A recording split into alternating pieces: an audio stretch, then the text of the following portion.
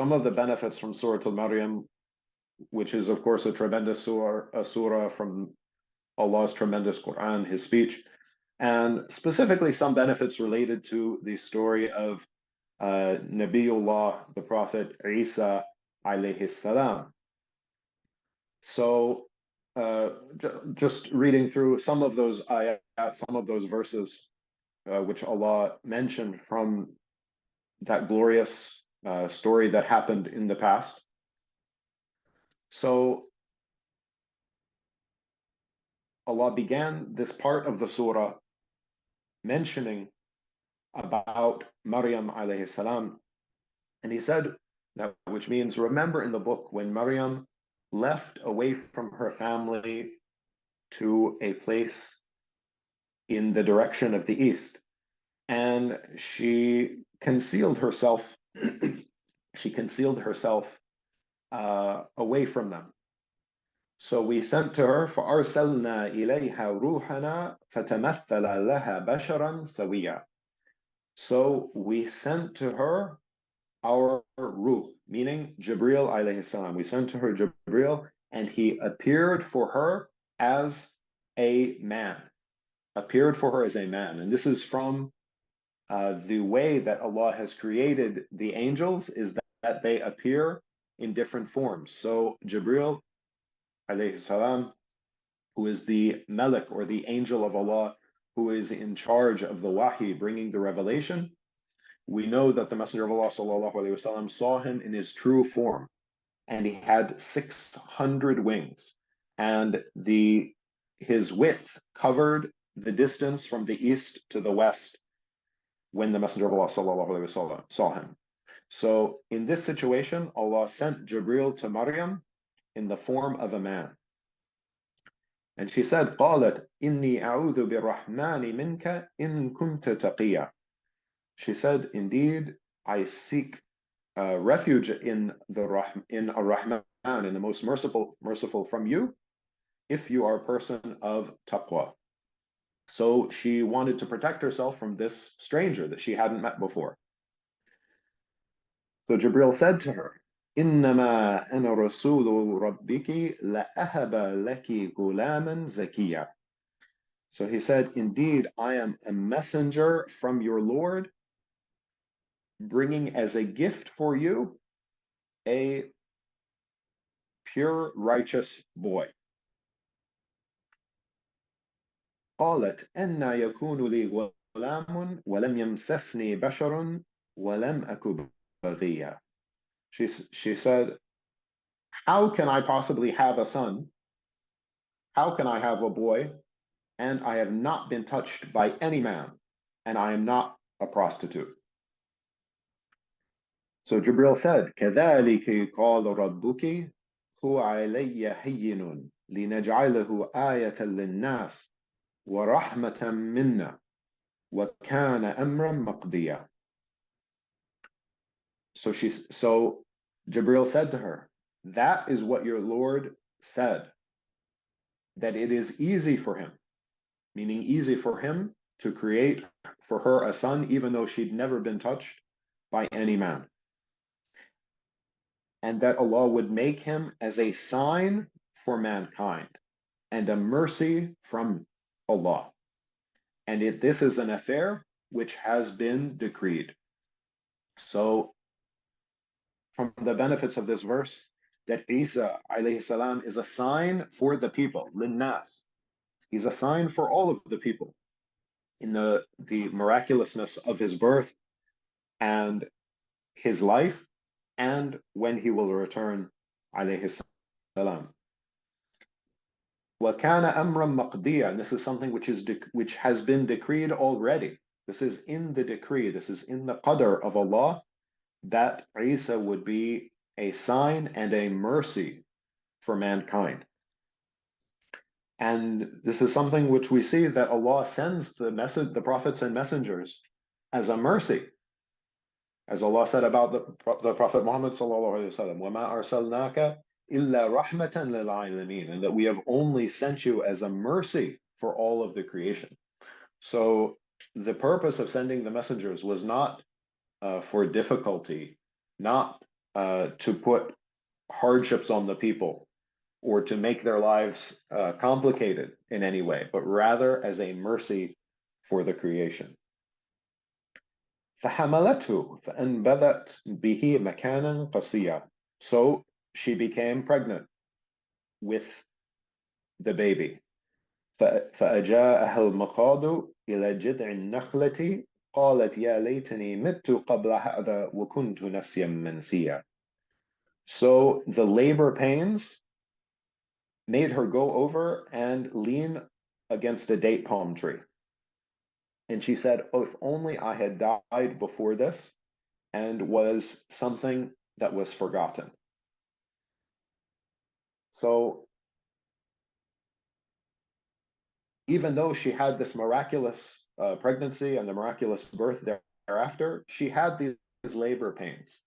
And this is something that reminds us that there are certain things which are from Sunanillah al-Kawniyah, that there's things that Allah has created in the creation that happen. And this example of labor pains, this is something which happens to the woman, and it's something that, just like any other pain that a believer may face, this is an expiation for her. This is something which is a removal of sins and a removal of anything bad that they might have committed, or a reason for them to be raised in the hereafter due to the hardships that they may face. فنادتها من تحتها ألا تحزني قد جعل ربك تحتك سريا. So he called to her from beneath, don't be saddened. Indeed, your Lord has made below you a spring, or like a small river. So a small spring or river of fresh water was there and appeared for her to drink. وهزي إليك بجذع النخلة تساقط عليك رطبا جنيا. And shake the tree, shake the trunk of the date palm tree, so that fresh dates may fall upon you. And this is also something which is tremendous, that shows us that everything has asbab in the creation, meaning that had Allah willed, had Allah wanted, He could have made the dates fall upon Maryam for her to eat without any effort from her part. But Jibril ordered Maryam to shake the trunk of the tree. She had to do those asbab. And just like everything else in our worldly life, if we want to achieve something, if we want to eat a certain type of food, if we want to gain something in this worldly life, it's upon us to implement the means and do the effort to achieve those things.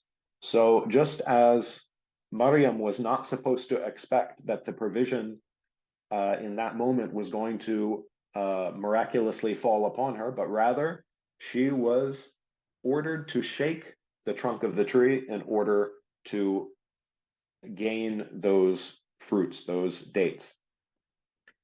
And what's amazing about that is that while she had to shake the trunk of the date palm tree, that is a tremendous effort.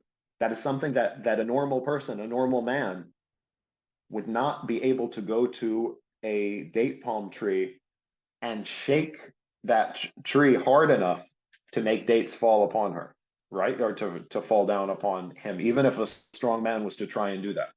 But in this situation, Maryam, even though she had those labor pains and she was a woman, she shook the tree, so she implemented the means to achieve what she was told to do, and Allah brought those sweet, fresh dates down upon her by His blessing and His ability.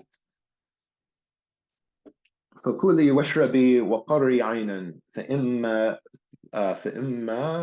ترين من البشر أحدا فقولي إني نذرت للرحمن صوما فلن أكلم اليوم إنسيا. So eat and drink so that your eyes may be cooled, meaning you'll be in a relaxed state, a state of having peace of mind. And if you see anyone from among the people, then inform them that you have sworn yourself to silence. You have sworn an oath to be silent for the sake of Ar-Rahman, and that you will not speak to anyone. فأتت به قومها تحمله قالوا يا مريم لقد جئت شيئا فريا يا أخت هارون ما كان أبوك امرأ سوء وما كانت أمك بغيا. So she went to her people carrying the baby. And the people said to her, "O Maryam, you have come with something terrible. O sister of Harun, your father was not an evil man, and your mother was not a prostitute." Meaning, how could you, who we know you've not been married, how could you come holding this newborn baby with you? فَأَشَارَتْ إِلَيْهِ. So she pointed to him. She pointed to this baby, this newborn baby. قَالُوا كَيْفَ نُكَلِّمُ مَنْ كَانَ فِي الْمَهْدِ صَبِيًّا. So they said, how can we speak to somebody who is an infant in a cradle? And so they understood, Maryam, she didn't speak, she just pointed. And they're like, how can we ask him about this?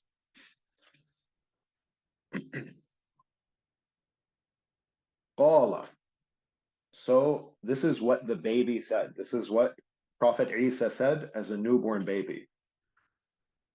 إني عبد الله آتاني الكتاب وجعلني نبيا وجعلني مباركا أينما كنت وأوصاني بالصلاة والزكاة ما دمت حيا وبرا بوالدتي ولم يجعلني جبارا شقيا والسلام علي يوم ولدت ويوم أموت ويوم أبعث حيا. So he said, indeed, I am the slave of Allah. I have been given the book. And he said, indeed, I am Allah's slave. He has given me the book and he has made me a prophet. He has made me blessed wherever I am. And he has ordered me with prayer and giving zakat as long as I live. And that I be dutiful to my mother. And he has not made me oppressive or despairing. And peace be upon me the day that I was born, the day that I will die, and the day that I will be resurrected alive. And then Allah continued, ذَلِكَ عِيسَى بْنُ مَرْيَمْ قَوْلَ الْحَقِّ الَّذِي فِيهِ يَمْتَرُونَ. That is Isa, the son of Maryam, the true statement in which they debate and argue about. ما كان لله أن يتخذ من ولد سبحانه إذا قضى أمرا فإنما يقول له كن فيكون. It is not befitting that Allah takes a son, glorified and exalted is He over that. If He decrees an affair to happen, indeed He says to it be, and it is. So we have a few minutes left.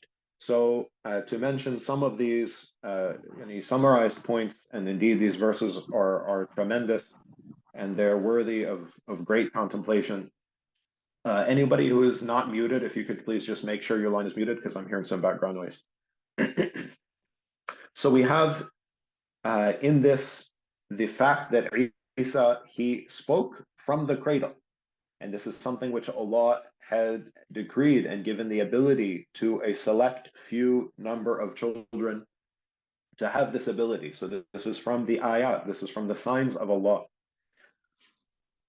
And that we see that Isa alayhi salam, he had in his shar', he had in his legislation, the salat and the zakat, just as we have in this ummah. And we have how he was ordered to be dutiful and kind to his mother. And we have in these verses how he knew from that age, peace be upon me the day I was born, the day that I die, and the day that I will be resurrected alive. So Isa, he knew that he will die also at that age. And this is from the belief of Ahl Sunnah that after Isa alayhi salam returns to this earth in which he was raised from, he will return to the earth and live out his days and die the death of a normal man before he is resurrected, just like the rest of mankind. And how Allah subhanahu wa ta'ala, of course, he ended these few verses by clarifying that it is not befitting for Allah to take a son. Glorified and exalted is He. If He decrees any affair, then indeed He says to it, be, and it is. And then Allah continued, Allah continued quoting, وَإِنَّ اللَّهَ رَبِّي وَرَبُّكُمْ فَاعْبُدُوهُ هَذَا صِرَاطٌ مُسْتَقِيمٌ. Indeed, Allah is my Lord and your Lord, so worship Him alone. This is the straight path. فَاخْتَلَفَ الْأَحْزَابُ مِنْ بَيْنِهِمْ فَوَيْلٌ لِلَّذِينَ كَفَرُوا مِنْ مَشْهَدِ يَوْمٍ عَظِيمٍ. And then thereafter, the sects differed between themselves. So woe to those who disbelieve from that tremendous day. Naam. Jazakumullah khairan. I think we finished up the time that we had. Is that how many minutes are left, Khan? 4 minutes more. 4 minutes. Jazakumullah khairan. Okay. Jade. So I'll just continue there. Of course, this tremendous surah with different mentions of different prophets and messengers. And we'll just jump to closer to the end of the surah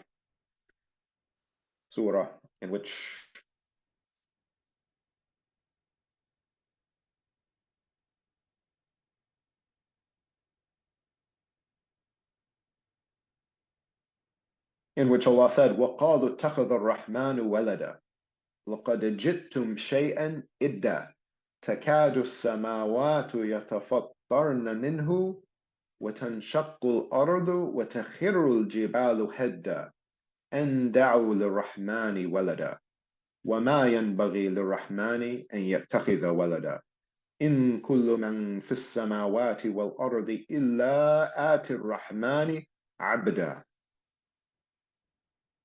So he said, Allah subhanahu wa ta'ala, and they said that Ar-Rahman has taken a son. Indeed, you have come with something terrible in this statement. It is almost that the heavens are going to split open and that the earth will crack apart and that the mountains will crumble to dust. That it is claimed that Ar-Rahman has taken a son. And it is not befitting for Ar-Rahman to take a son. Indeed, everyone, indeed everything in the heavens and the earth will come to Ar-Rahman as a slave. Now, so this is a brief reminder for myself and anyone listening about the tremendousness of this revelation that we have from Allah subhanahu wa ta'ala, and we need to be thankful for the blessing of being guided to it and realize it's not something to be taken lightly, but really it is the greatest blessing to be guided to this truth and this clarity which Allah subhanahu wa ta'ala revealed. Now, Shaykh, we had a question from one of the brothers. He's planning to travel back to his country, and he's saying that he's expecting that he will fast his 30 days of Ramadan in the place where he is, and then when he arrives to his country, the Yom al-Eid would be the day after. So does he fast 31 days with them, or he should not fast while he's waiting for the Eid with the people there in his country? He don't supposed to show them that he's breaking his fast, and he don't supposed to fast in his Eid because he fast 30 days, but he don't supposed to show that it's his Eid for the benefit for all the Muslim in his country. Okay. No. Jazakallah khairan. Thank you. Let me just check.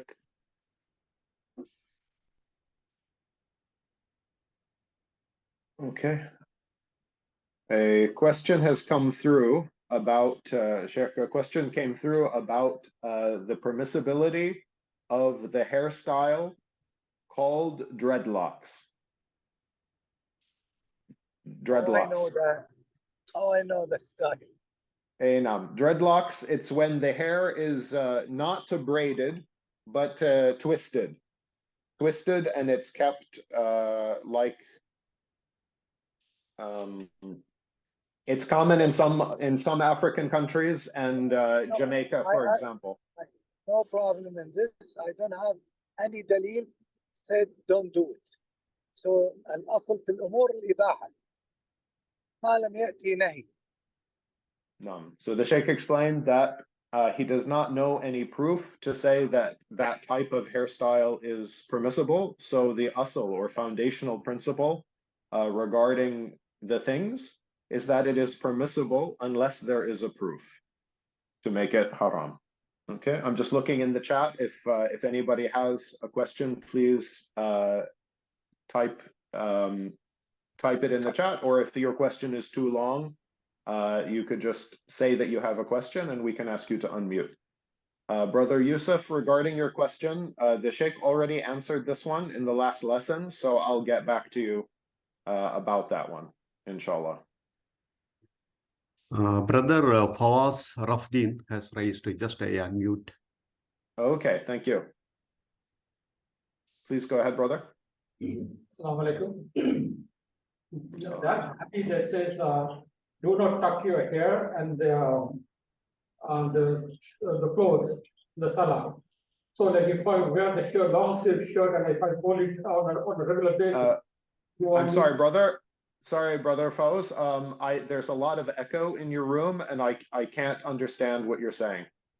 The sound quality is not clear.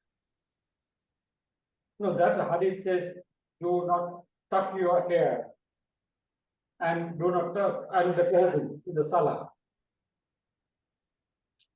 I'm sorry, brother. I can't understand what you're saying. Okay, I will type it in. Okay, thank you. Assalamu alaikum. Alaikum salam wa rahmatullah. Alhamdulillah. كيف حال؟ Alhamdulillah. How are you, brother? حياكم الله. How you doing? I'm fine, thank you. How are you doing? Alhamdulillah. Barakallah fi Shaykh. Jade. Alhamdulillah. The question I asked is the question that one of the brothers asked at the masjid. They want to know, saying Ramadan Mubarak before giving the greetings, are using Ramadan Mubarak as a replacement of the salam during Ramadan. There is no certain word for saying about the greeting Ramadan, but you can say anything under this meaning, and the reply to be under this meaning. Am I clear? No. So there is no certain word,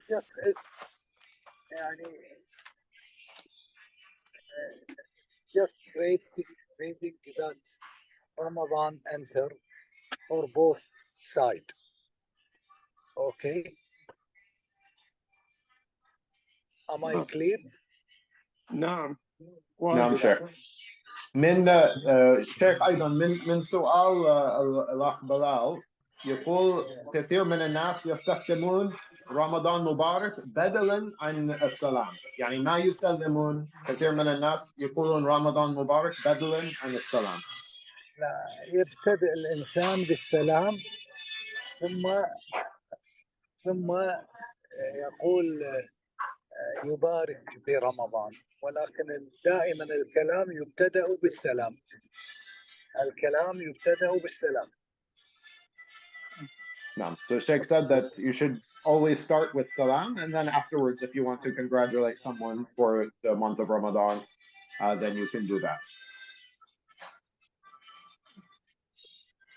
Okay, Is it بارك clear, الله Bala? فيك. نعم واضح. Fikum barak. Great. If you could mute the line, please. Thank you, because of background noise. Brother Abdurrahim Sheikh, he has a question. How Imam Ahmed mentions in Usul al-Sunnah, Tarkul Jidal.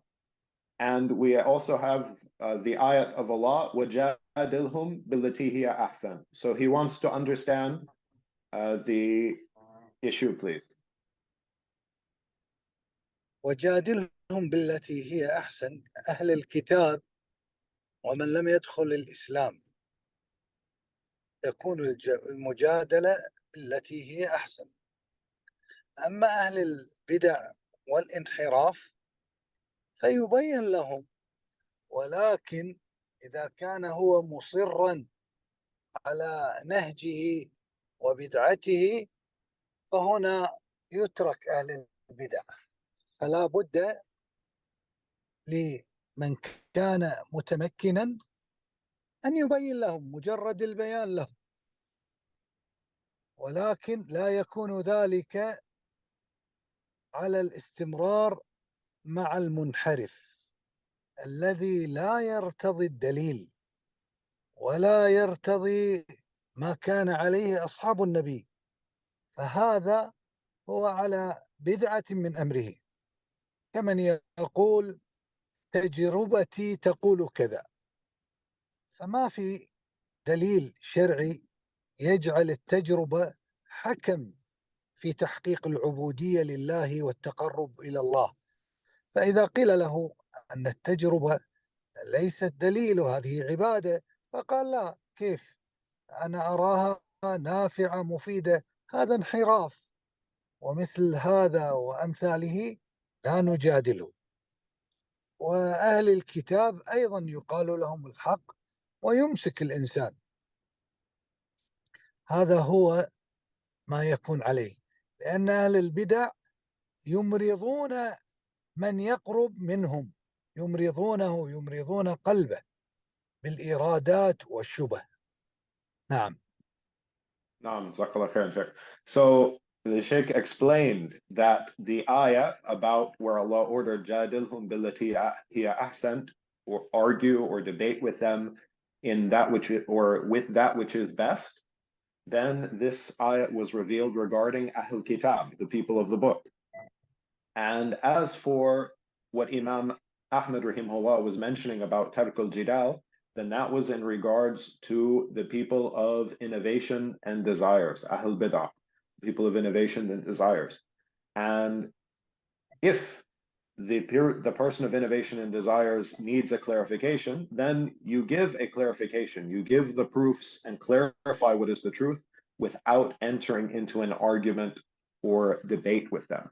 And what's important to understand why the Shaykh said that there's a difference between the Ahl Kitab and Ahl Bid'ah is the situation with Ahl Kitab. If a Muslim was to enter into discussions with them, it's much less likely that the Muslim would become affected by what they have to say, by their types of doubts. Rather, the Muslim, he clarifies what's the truth, and if they have questions, he can clarify that.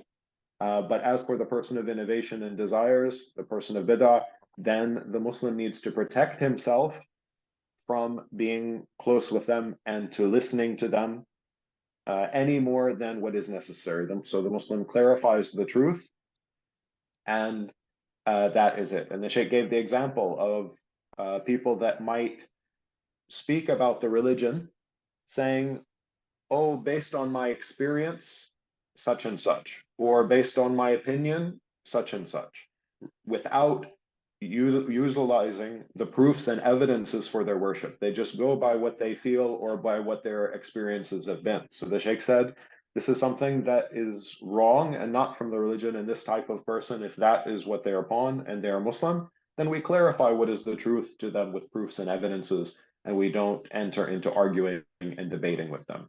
No. نقف عند هذا القدر وجزاكم الله خيرا. Jazakallah khairan, Shaykh. Take care. Alaikum salam wa rahmatullahi wa barakatuh. Jazakumullah khairan, brothers. Inshallah, hopefully we'll plan to continue next week. Take care. Assalamu alaikum wa rahmatullahi wa barakatuh.